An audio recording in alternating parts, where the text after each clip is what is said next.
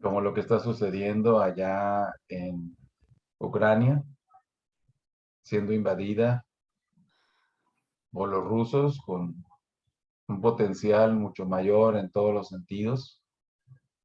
Y es pedirle a Dios que tenga compasión de esa gente.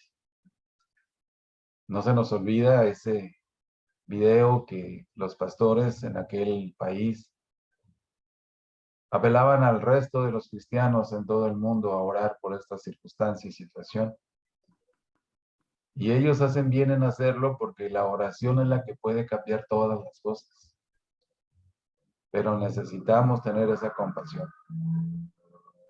De repente uno puede ir por la calle o conduciendo el auto y hay personas en las esquinas, muchos de ellos muy ancianos, pidiendo una moneda, enfermos ya muy grandes, con muletas o con un andador y, ay Señor, qué duro es verlos en esta condición por causa del pecado. Y eso despierta nuestra compasión, el dolor ajeno, el dolor que esa pobre gente tiene. Pero ¿qué es lo que nosotros necesitamos? Venir a Jesús. La clave es esa, que seamos movidos por la compasión. Eso es muy importante realmente, pero depende de ti, depende de mí realmente. Entonces, el niño que llevaba su botecito decía, es mío, yo lo hice. Sufrió tremendo desencanto. Un día, con exuberante anticipación, llevó su bote a la orilla del lago y lo puso a navegar sobre el agua clara azul.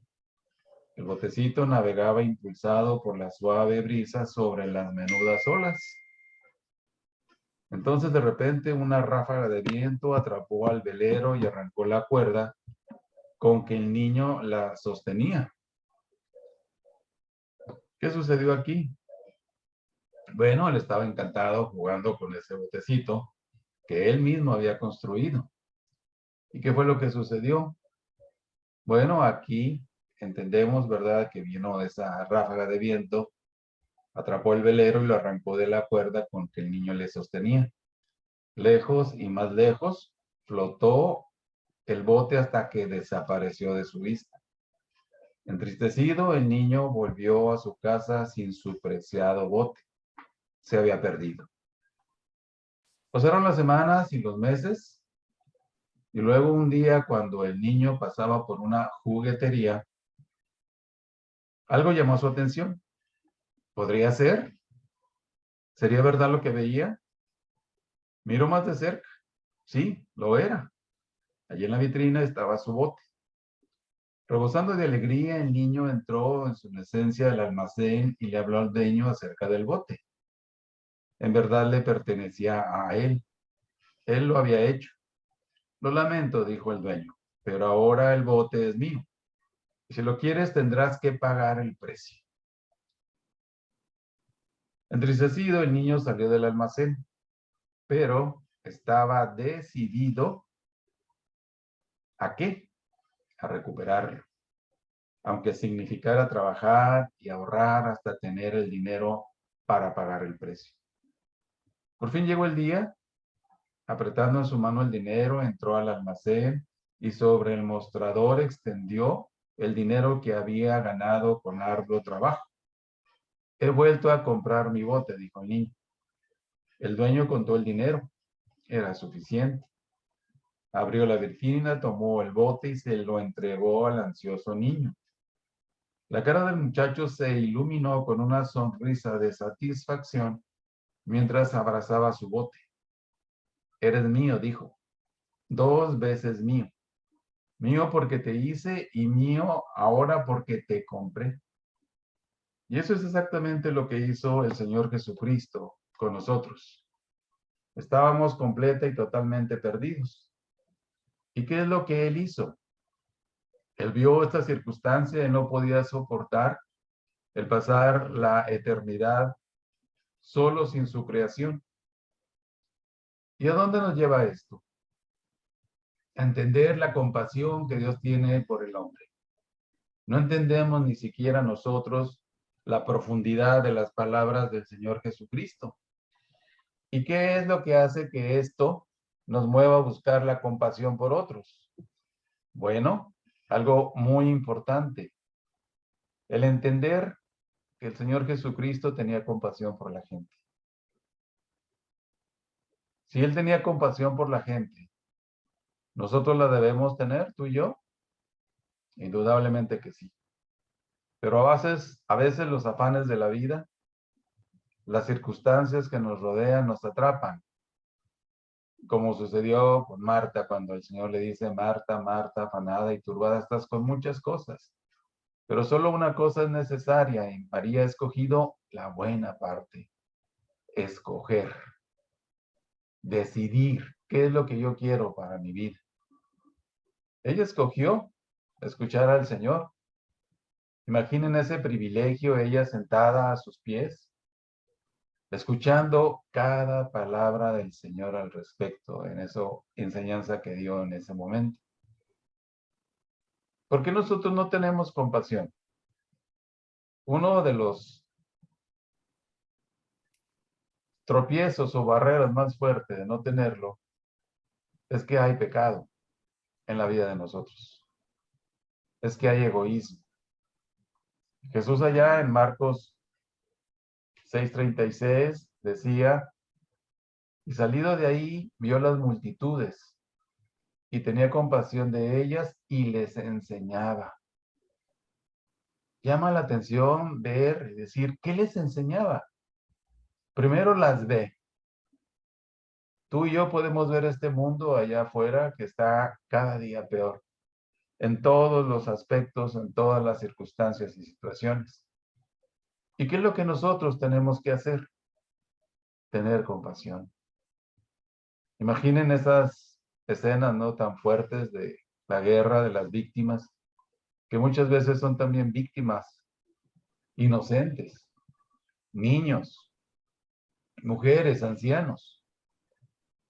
Y este hombre sigue en su postura de crueldad, sin compasión. Pudiéramos mencionarlo a él, presidente Putin, como un ejemplo de lo que no es compasión.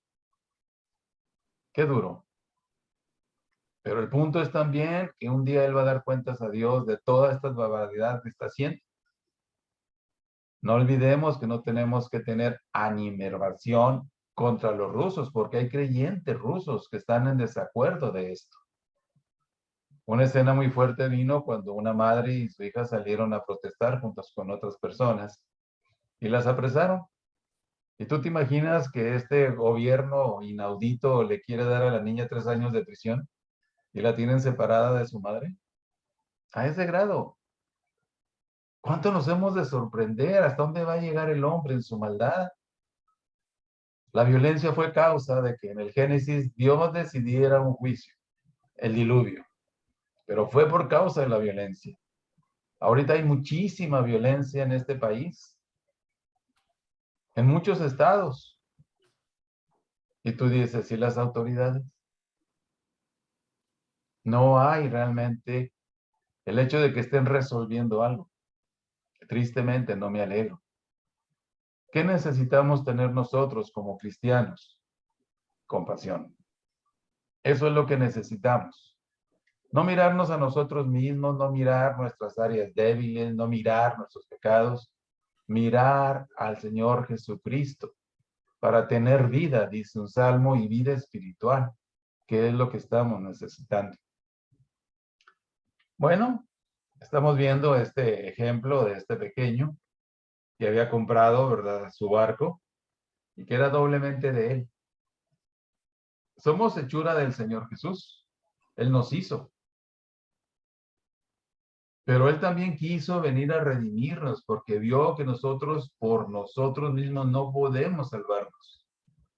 Solamente Él, tomando tu lugar y el mío en la cruz, vino a traernos redención.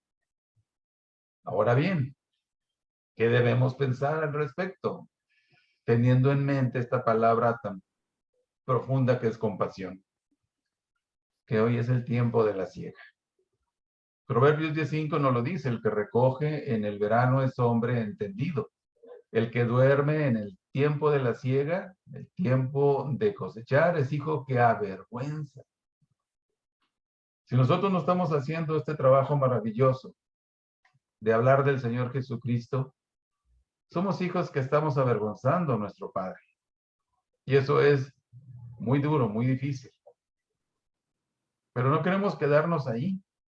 Queremos ser hombres entendidos, mujeres entendidos, que comprendemos el destino final de un alma.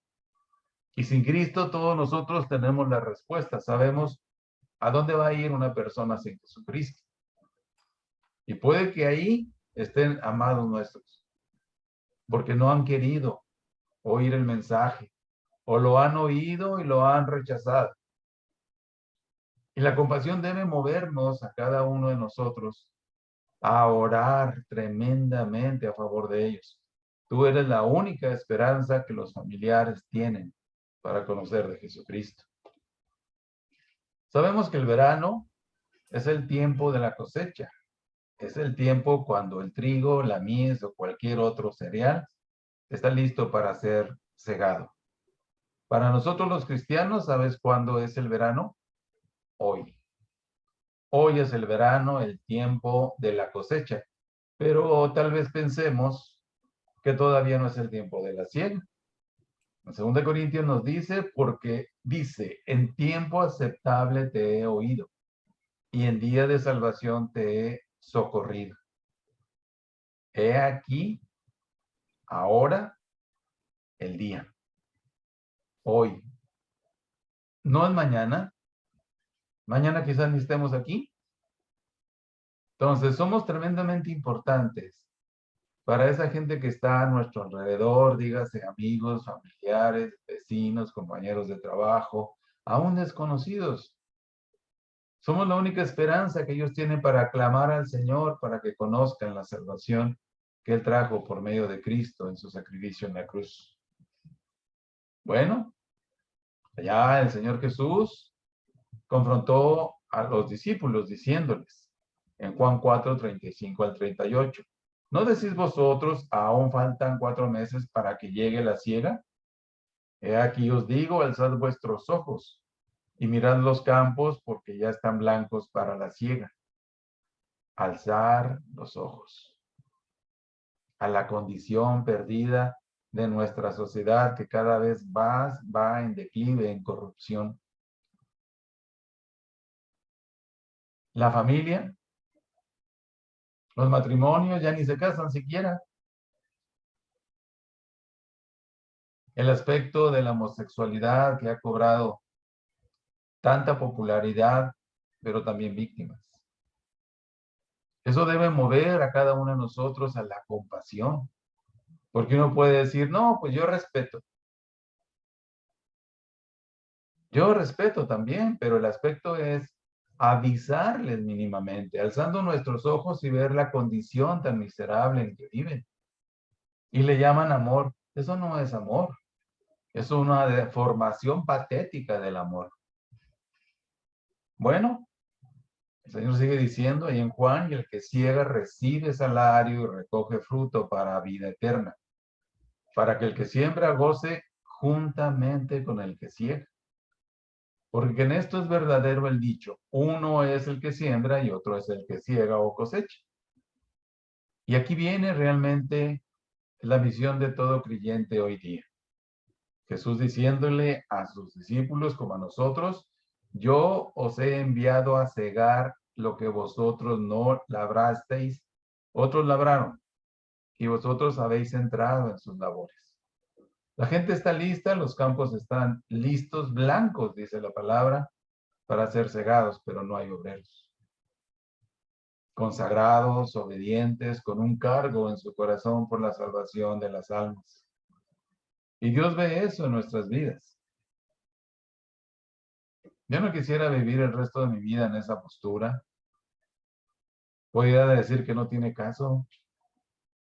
Vivir para mí mismo es perder las almas. Y si no les hablamos de Cristo, es criminal mi acción. Yo no quiero eso y tú tampoco. Jesús les dijo, ¿no decís vosotros que aún faltan 4 meses para la siega? ¿Sabes qué decían ellos? Señor, aún faltan 4 meses para la cosecha. Pero tal vez tú me digas, yo creo que todavía no es el tiempo para la siega.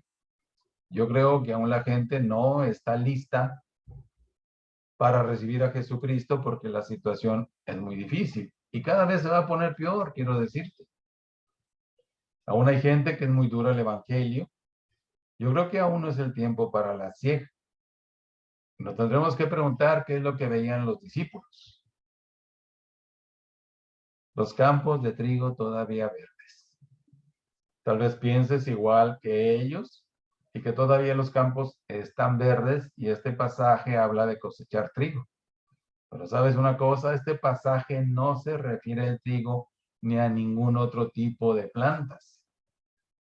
Y aquí tenemos una lección que los discípulos no veían lo que el Señor Jesús veía. Nosotros podemos ver a nuestra sociedad, a nuestra ciudad, a nuestro estado, la guerra, desgraciadamente decir, qué duro, qué feo, caray. Y ya.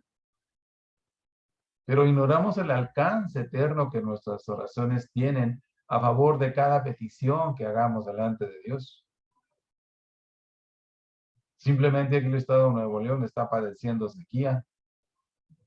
Decía una noticia el día de ayer que teníamos como 17 días para que el agua se agote.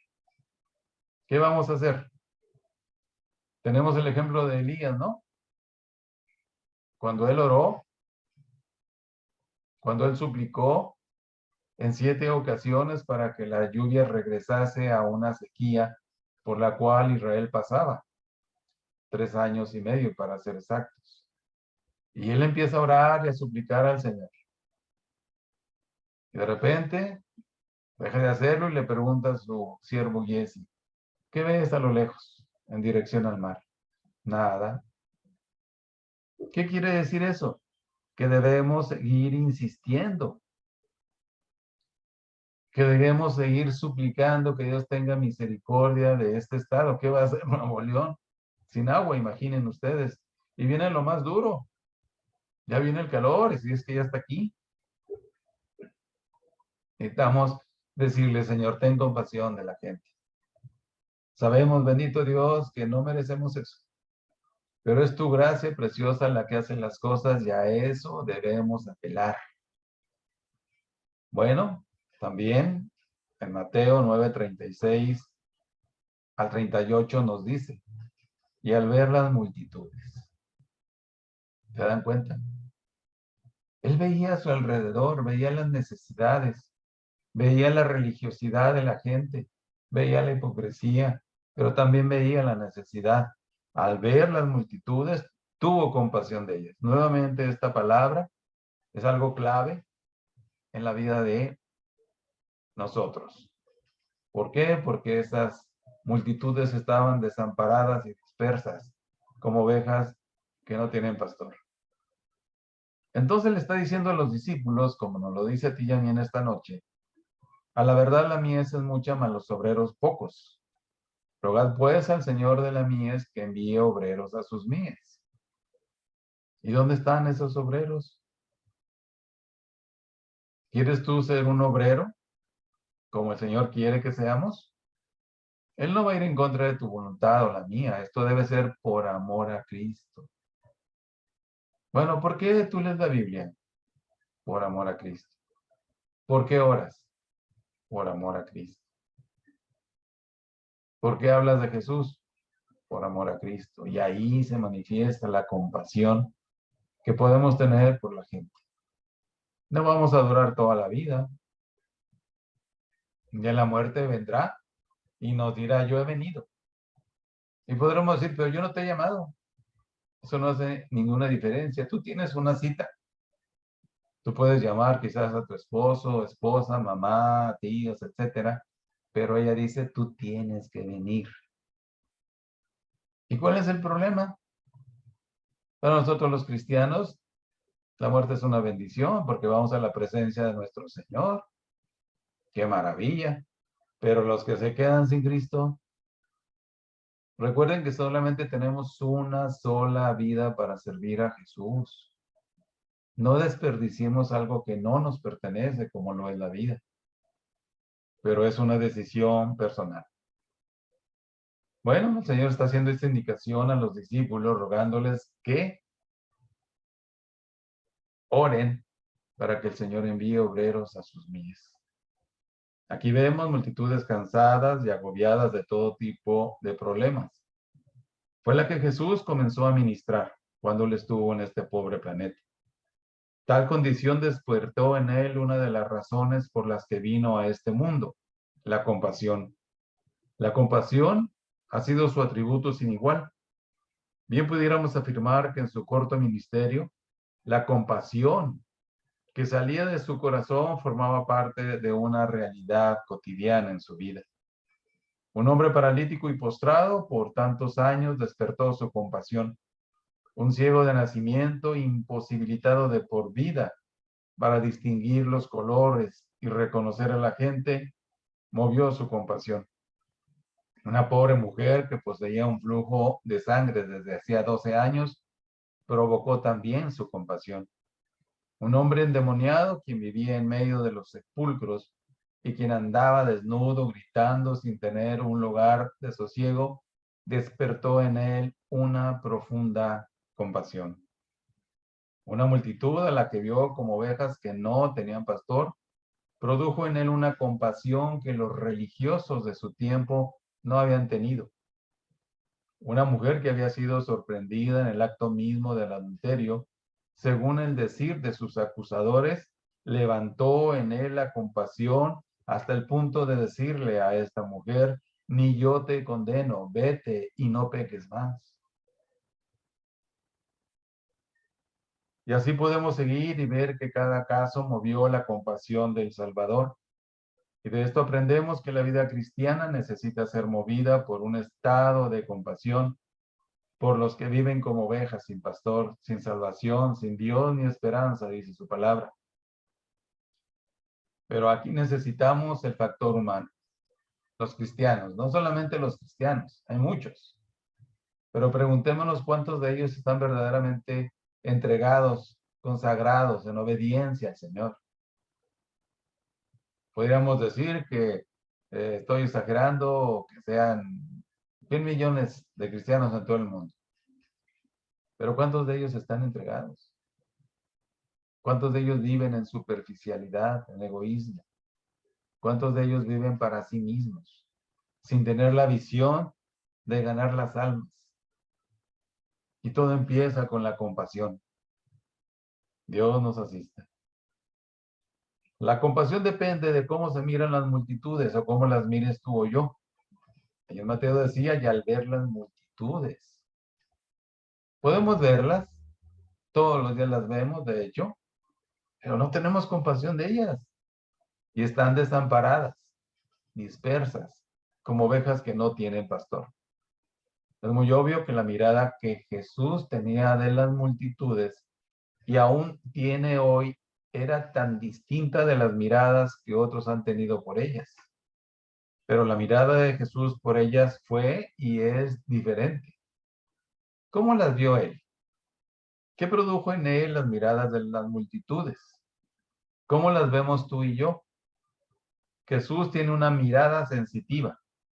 Él veía en cada persona no su apariencia, no su vestimenta, no sus casas, no sus comodidades, no sus profesiones, no sus logros, no las cosas que los hacían felices. No, él no veía eso. Él veía sus corazones. Y al saber que en ellos había un vacío espiritual que no había sido llenado ni siquiera con tanta religiosidad como sucede hoy día,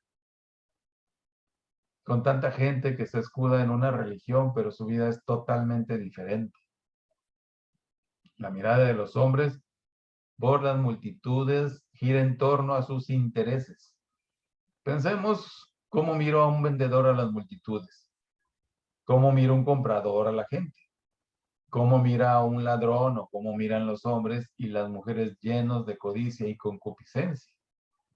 Pero preguntémonos, ¿cómo debería ser la mirada de un creyente? ¿Hasta dónde se despierta en nosotros tal compasión como la que sintió el Señor? ¿Qué tan sensibles somos en nuestra mirada? Parece ser que somos 128 o 138 millones de mexicanos. ¿Cuántos de ellos conocen verdaderamente el Evangelio? Aquí nosotros somos la clave para que ellos lo conozcan, donde Dios nos tiene en los diferentes caminos de la vida. Jesús tenía una mirada que avisora un gran peligro. Por un lado, Jesús vio a las multitudes desprotegidas y siendo blanco de muchos enemigos. Él las vio desamparadas, cuya traducción del griego es tirado, echado, esparcido, desparramado. Vio en ellos una vida desamparada, de dirección, aunque no había muchos líderes religiosos. Debe destacarse que una persona desamparada es una presa fácil de la acción del diablo. Pero Jesús también las vio dispersas como ovejas sin pastor. La figura de un pastor usado por Jesús para proteger a sus ovejas era muy común en su tiempo y lo había sido antes.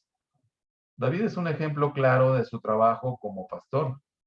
No era solo de proveer pasto para las ovejas, sino defenderlas de los osos y leones.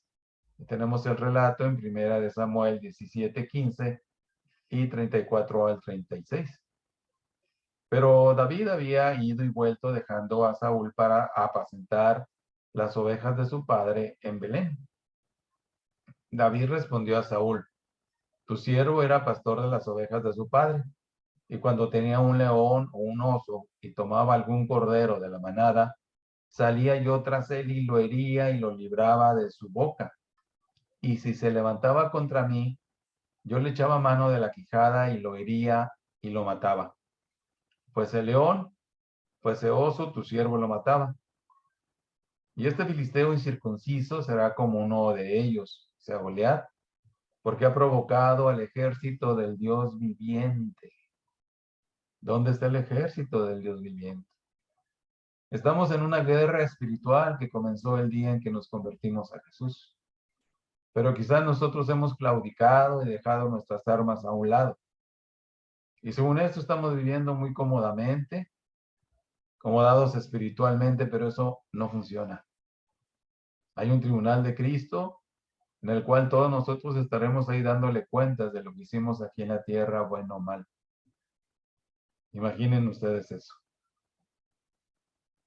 Con esto Jesús nos dice que a la iglesia debe importarle el estado de abandono espiritual en que se encuentra tanta gente.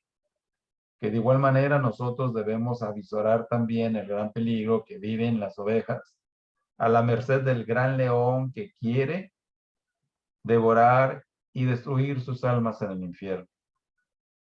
¿Cuál es la recomendación del Señor a través de su palabra para nosotros? Judas 23 nos da ese relato. A otros salvad, arrebatándolos del fuego, y de otros tener misericordia con temor, aborreciendo aún la ropa contaminada por su carne. Proverbios 24:11. Libra a los que son llevados a la muerte. Salva a los que están en peligro de muerte. Y aquí estaremos hablando de lo limitada que puede ser nuestra visión por no ver a las almas en un gran peligro de ir al infierno. Eso es muy duro. Esta condición debe mover a la iglesia a una compasión tal que nos impulse a amar y a buscar las ovejas. Buscarlas. Si David tenía un cuidado por las ovejas de su padre, imaginen el cuidado que el Señor, como nuestro pastor o nuestro príncipe de pastores, tiene cuidado por nosotros. ¿Qué es lo valioso de una ovejita? La lana. Hemos visto en videos cómo cuando ellas están con mucha lana, pues son trasquiladas. Y esa es la ganancia de sus pastores. En este caso, espiritualmente hablando, pues también Dios espera de nosotros una ganancia con todo lo que nos ha dado aquí en esta tierra. La compasión es el resultado de un contacto personal. Mateo 9:35 nos dice: Recorría Jesús todas las ciudades y aldeas, enseñando en las sinagogas de ellos y predicando el evangelio del reino y sanando toda enfermedad y toda dolencia en el pueblo. Jesús ministró a la gente en el propio terreno de los acontecimientos. Lo de él no fue un ministerio dirigido a la distancia. La encarnación del Verbo Divino, manifiesto en su persona, lo llevó a donde estaba la gente.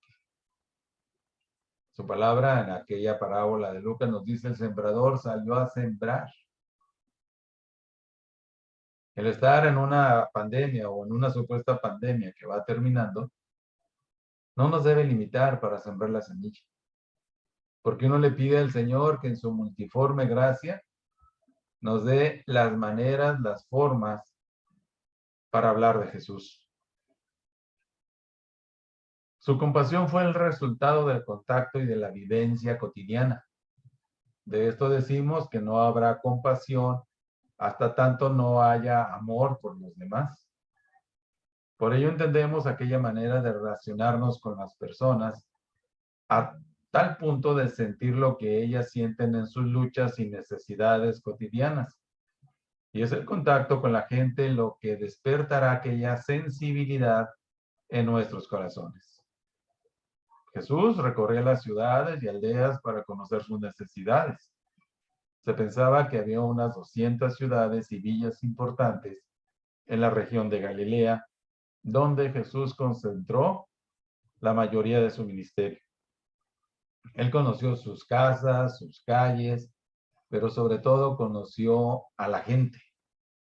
Tal recorrido le permitió sentir de cerca el palpitar de sus ciudadanos. De hecho, no duró mucho tiempo para que esa misma gente que visitaba le siguiera y le aclamara. Y es que la compasión por la gente trae ese resultado. No podemos pretender que la gente llenará nuestras células o reuniones si primero no llenamos las calles con nuestra presencia. Nos dice allí, 2 Corintios 9:6. Pero esto digo, el que siembra escasamente también segará escasamente. Y el que siembra generosamente, generosamente también segará. ¿Qué estamos sembrando? Si es que lo estamos haciendo. Tenemos que sembrar la palabra de Dios con nuestra vida, con nuestro testimonio, para que la gente no nos vea a nosotros, sino a Cristo en nosotros. Eso es lo que la gente quiere ver. La gente ya está cansada de tanta religiosidad, que no nos lleva a ningún lado. México es muy religioso, pero espiritualmente está bien perdido. Y qué triste. Dice Lucas 8:5, el sembrador salió a sembrar su semilla. Y mientras sembraba, una parte cayó junto al camino y fue hollada y las aves del cielo la comieron. Es nuestro caminar en medio de la gente lo que producirá un corazón sensible por los perdidos. Jesús enseñaba y predicaba en medio de ellos. Estas dos actividades le ponían en contacto directo con ellos. Esto le permitía oír sus anhelos, sus quejas, sus motivaciones, sus necesidades.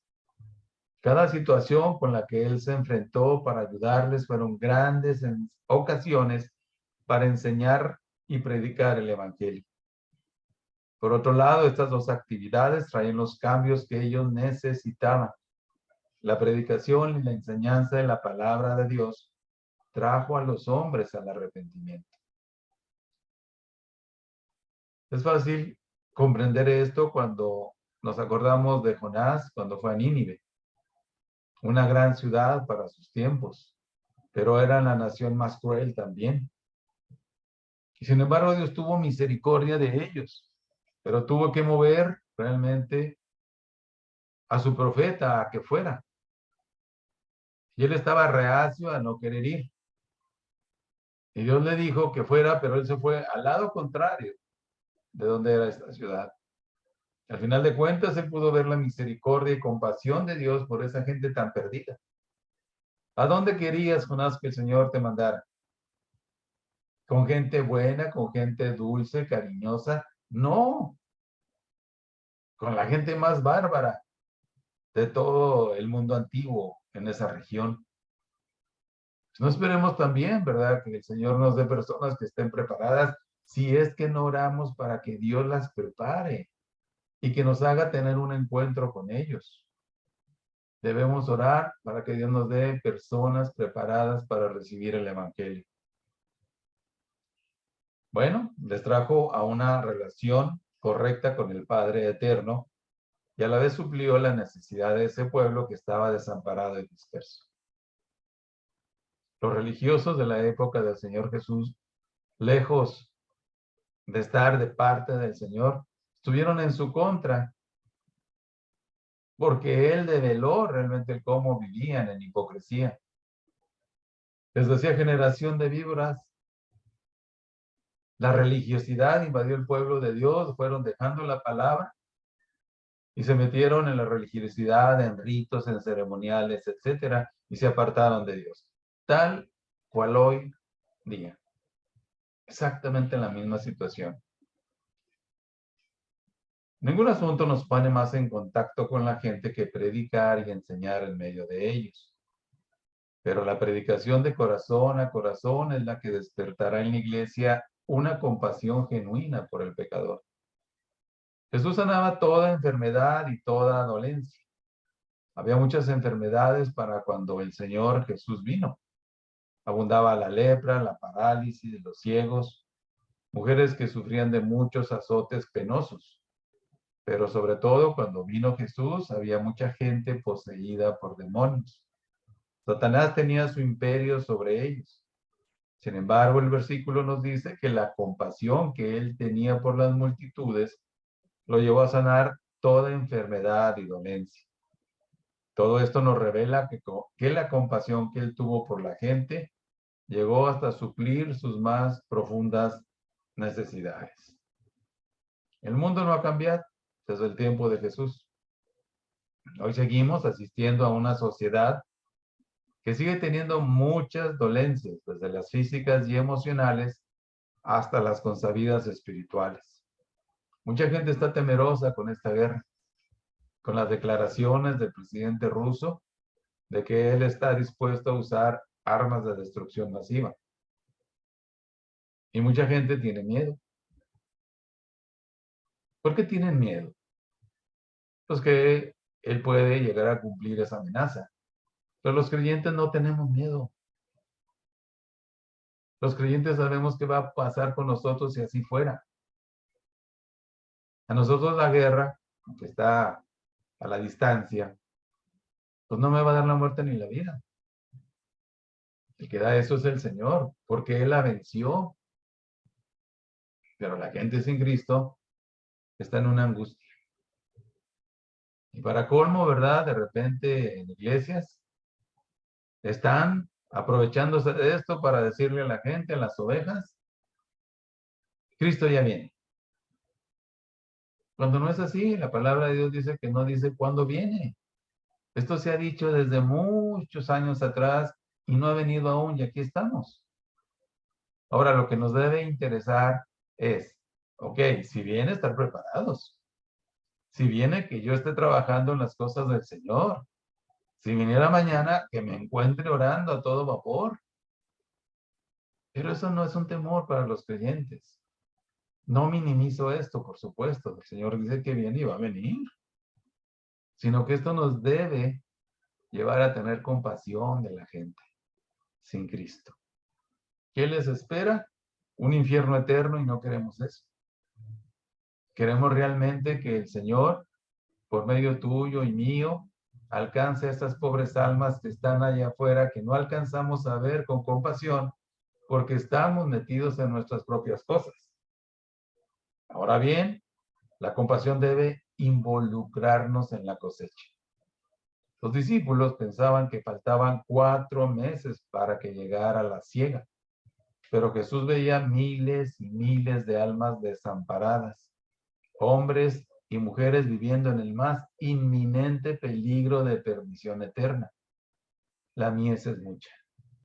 Eso significa que si no se acude pronto a ella, pasará el tiempo de recogerla. Pero Jesús no solo vio una gran tarea, sino también una gran escasez de obreros. Ya desde los tiempos del Señor Jesús. Había mucho religioso, pero no había obreros calificados que tuvieran un cargo por las almas preciosas de su propio pueblo, en el caso de Israel. Hoy es lo mismo, estamos tan llenos de religiosidad que no podemos ver a Jesús vivo y activo en la vida de los creyentes. Necesitamos pedirle que Él, en la llenura y poder del Espíritu Santo, nos haga ver a las multitudes con compasión. Es verdad que estremece el hecho de que Él diga a los obreros pocos, pues del número de ellos pareciera depender la salvación de la cosecha. Es por eso que Jesús presenta la importancia de obrar al Padre para que Él envíe obreros a sus mies. Esta fue la experiencia del profeta Isaías cuando su pueblo había caído en idolatría, en desobediencia, en algunos pecados extremos, y el juicio estaba preparado también para Israel. Y encontramos al Señor diciendo, ¿quién irá por nosotros? ¿A quién enviaremos? Y es exactamente lo mismo en esta hora, en este tiempo, en esta generación que nos ha tocado vivir. Sin embargo, el profeta Isaías hace la gran diferencia. Él dice con todo su corazón, heme aquí. Ustedes recuerdan cuando el Señor le dijo a Abraham, levántate. Y Abraham contestó, heme aquí. Esto nos habla de una voluntad rendida para el Señor. Nos habla de una obediencia, de un no ponerle restricciones, como aquellos a hombres que pretendían seguir al Señor Jesucristo y decían, déjame que primero. Eso no es válido. Eso habla de egoísmo. Yo quiero vivir como yo quiero sin que nadie me diga cómo debo vivir mi vida. Está bien, el Señor lo respeta. Pero imagínate cuando estemos en el tribunal de Cristo, ¿cuántas almas pudimos haber salvado, pero por nuestra decisión de no obedecer se van a perder? Nos la van a reclamar. Y aquí estemos con Isaías cuando él tiene esa contestación. Heme aquí. Envíame a mí. Esto es algo personal. Él no le está diciendo a las iglesias o a grupos religiosos que vayan y prediquen el evangelio. No, esto es personal. Y la invitación viene de parte de Jesús. Y esto tiene que mover nuestra compasión. Llama la atención que Jesús no pidió que se orara por los perdidos, sino porque los obreros estuvieran listos. Nosotros estamos en guerra también, una guerra espiritual. Y la mayor parte de la lucha de esta guerra es en la trinchera de la oración. Dios está convocando y se hace llamar en el Antiguo Testamento Jehová de los ejércitos. Pero ¿dónde están esos ejércitos hoy día? Esos ejércitos con compasión que tiene armas superiores a las de cualquier nación en este mundo y más poderosas y efectivas. La suplicación.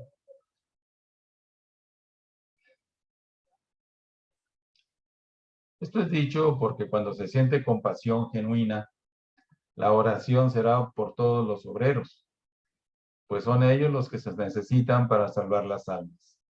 Él te necesita para que salves las almas que Él te quiere dar día con día. El apóstol Pablo parece haber recogido el significado de lo que Jesús quiso decir con las mies y los obreros. El pasaje en donde afirma su anhelo de salvación por los judíos menciona la cosecha y los obreros como asunto inseparable. Cuando Él nos dice en Romanos 10, 14 y 15, ¿cómo pues invocarán a aquel en el cual no han creído? ¿Y cómo creerán en aquel de quien no han oído? ¿Y cómo oirán sin haber quien les predique? ¿Y cómo predicarán si no fueren enviados? Como está escrito, Cuán hermosos son los pies de los que anuncian la paz, de los que anuncian buenas nuevas. Jesús descubrió que faltaban muchos obreros. Pero, preguntémonos, ¿no hay suficientes cristianos? Sí, los hay. Pero, ¿no son ellos llamados para sufrir la falta de obreros? Sí. El hecho de que yo me diga cristiano no es de tanta relevancia si yo dijera que soy un cristiano entregado, consagrado a Dios. Eso hace la gran diferencia porque las personas van a ver a Cristo en tu vida y en la mía. Estamos en esa condición. De seguro que habemos suficientes obreros declarados como para afectar la cosecha, pero nuestro problema es que no estamos dispuestos.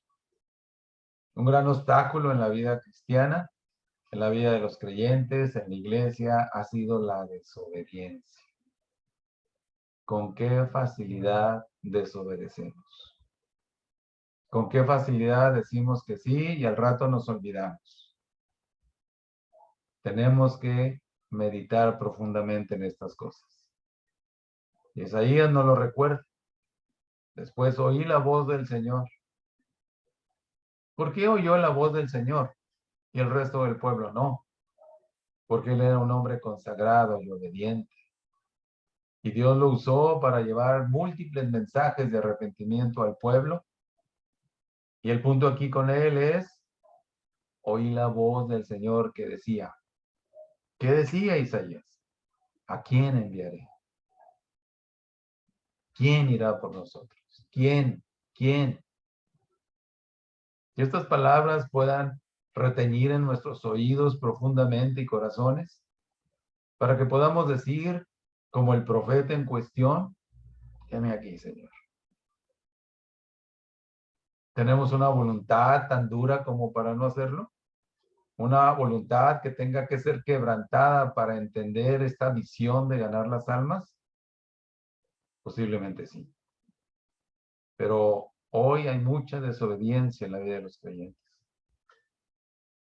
Muchos de ellos están dando solamente la imagen o la impresión o la fachada de que están bien. Pero un creyente fuera de la voluntad de Dios no puede estar bien. Él quiere que nosotros estemos con la disposición de voluntad como Isaías. Heme aquí, envíame a mí. Yo quiero ir, yo quiero hacer tu voluntad. Pensemos, ¿qué nos lo impide? ¿El miedo al fracaso? ¿El temor a la burla? ¿La mucha comodidad y preocupación en nosotros mismos? ¿La indiferencia? Estamos muy acomodaditos, ¿no? Espiritualmente hablando. Pero eso no nos va a dar realmente una postura de hacer la voluntad de Dios. Entonces, una de las oraciones más descuidada en la iglesia de nuestro tiempo es que como no vemos la magnitud de la cosecha, no estamos orando por obreros para recogerla. Debemos ser movidos a una compasión tal que seamos sacados de nuestra propia comodidad. Como el profeta Jeremías, que aunque no quería saber nada del Señor en algún momento de inconformidad espiritual, dijo que había un fuego en su corazón que no podía soportar. Jeremías 29 dice, y dije, no me acordaré más de él ni hablaré más en su nombre. No obstante, había en mi corazón como un fuego ardiente metido en mis huesos. Traté de sufrirlo y no pude. Ese es el fuego que necesitamos por las multitudes. Es comprensible entender la postura de Jeremías. Un Jeremías que se llama, o la gente o los cristianos lo llaman injustamente el profeta llorón. Pero si nos ponemos a pensar el dolor que había en su corazón al ver al propio pueblo del Señor en apostasía, en pecados escandalosos, en idolatría, en paganismo, pudiéramos comprenderlo más a fondo. Incluso cuando intentaron matarlo, esto debe haber dolido mucho en el corazón del profeta. Como debe doler mucho también el ver que nosotros veamos ahí a las personas afuera, cada vez en una decadencia espiritual. Él dice, no me acordaré más de él, ni hablaré más en su nombre. Él cayó en un desaliento. Él tiró la toalla, como decimos comúnmente. Sin embargo, dice él, no obstante, había en mi corazón como un fuego ardiente metido en mis huesos. Traté de sufrirlo y no pude. El llamado del Señor es más profundo que eso, que el hecho de que yo quiera claudicar o dejar el campo de la batalla, como lo dejaron los soldados de Josué cuando iban contra Jaí, que salieron huyendo y los mataron por la espalda. Qué tremendo y qué triste. Dios nos guarde. Bueno, decíamos que ese es el fuego que necesitamos por las multitudes. Y esa es la compasión que debe ser despertada en ti y en mí.